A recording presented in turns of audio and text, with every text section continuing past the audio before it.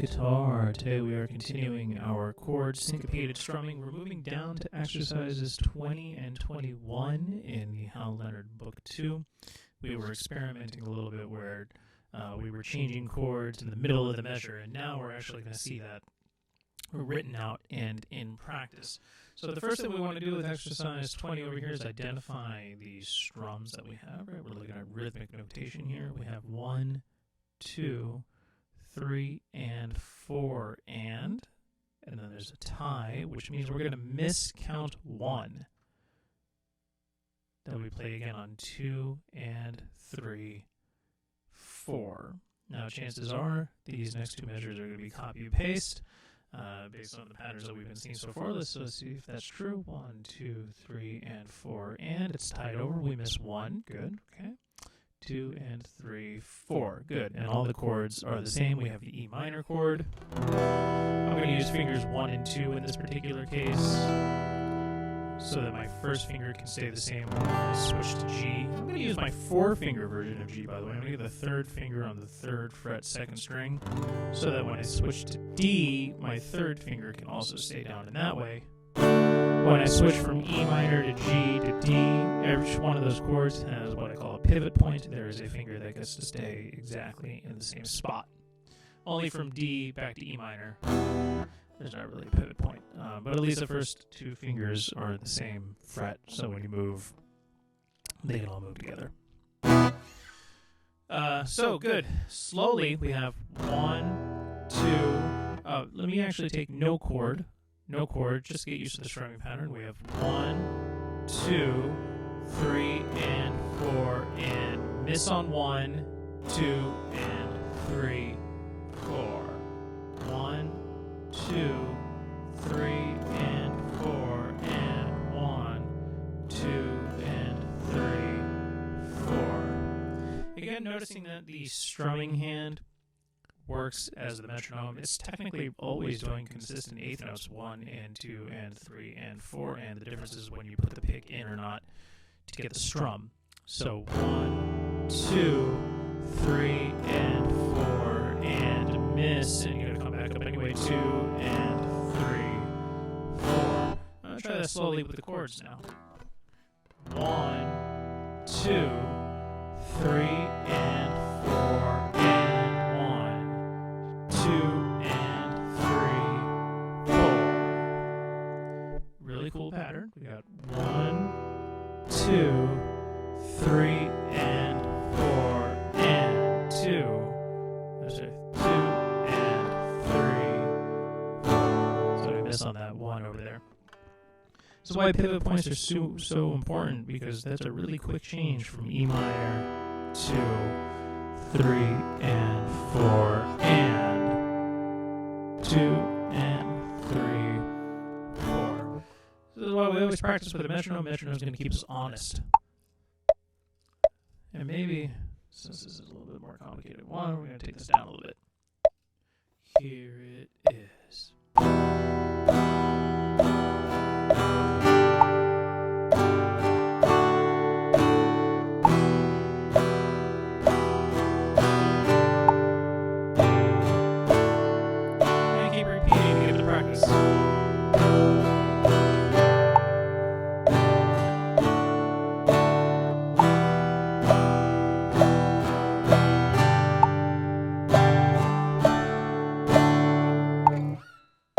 Comfortable with that at a slower tempo, we can also speed it back up.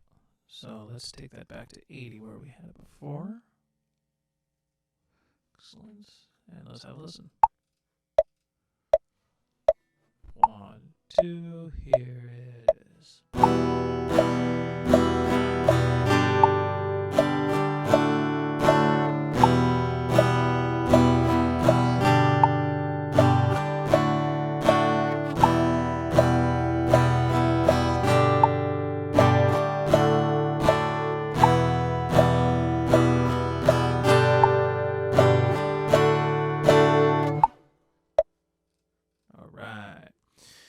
Now let's move on to exercise 21. We're not going to juxtapose any additional chords onto this one because the chords are written for us. It's good enough to practice this strumming technique. That's the focus of the exercise. Same thing with 21. We got the chords written in. Instead of using ties, we're going to use what these here are. These are called eighth note rests. This is to signify that not only are we going to miss that beat, but we have to silence it as well. And you know, silencing a rest in music for the guitar doesn't mean to do nothing. We actually have to do something. We have to execute the rest. Our hand in some way has to stop the sound from coming out of the guitar.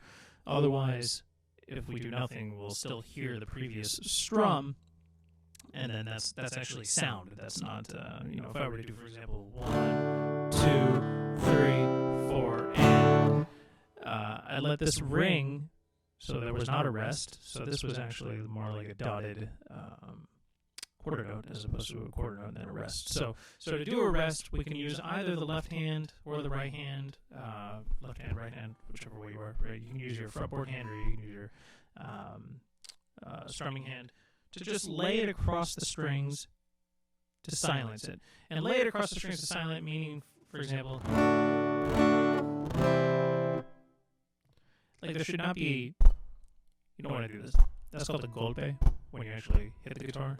It's a real technique. It makes a sound. So we don't want to make a sound as we're stopping the sound. So we really just want laying across to stop it. So for example, 1, 2, 3, 4, and 1, and 2, and 3, and 4. So you should notice that on the rests, I'm choosing to use my strumming hand to stop the sound. So here, let's take a look at a rhythm. We have 1, 2, 3, so they're all down, right? Rest, and of 4, rest on 1, and of 2, rest on 2, rest on 1, and of 1, rest on 2, and of 2, and then back to strumming 3 and 4, and woo, that's a doozy. Let's look at that again. The next measure is exactly the same. 1, 2, 3.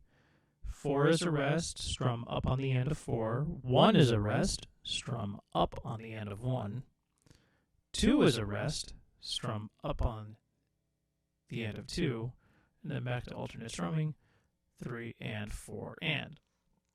Same thing here, 1, 2, 3, and 3 and 4, and 1, 2, 3, 4. So it has a little bit different over here. Take this one slowly out of time first. So I'll just prime the metronome for when I do play it.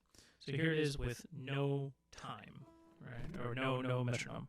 Just nice and slow. 1, 2, 3, 4, and 2, and 3, and 4, and 1, 2, 3, 4, and 2.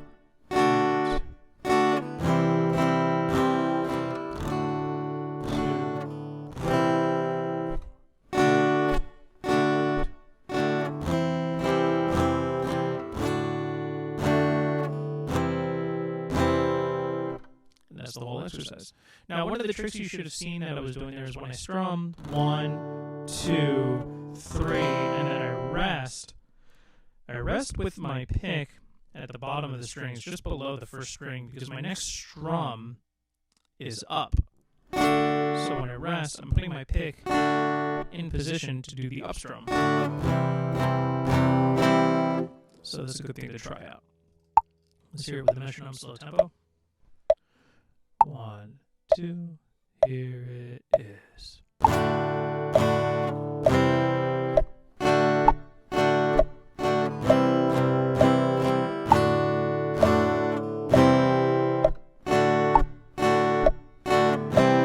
Second line.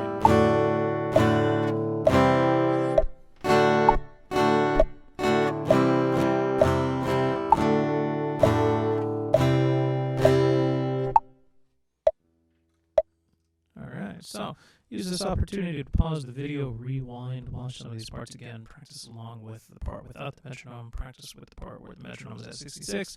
Come back to this point of this video, and now we're going to play it at a faster tempo. Here it is at tempo 80. 1, 2, here it is.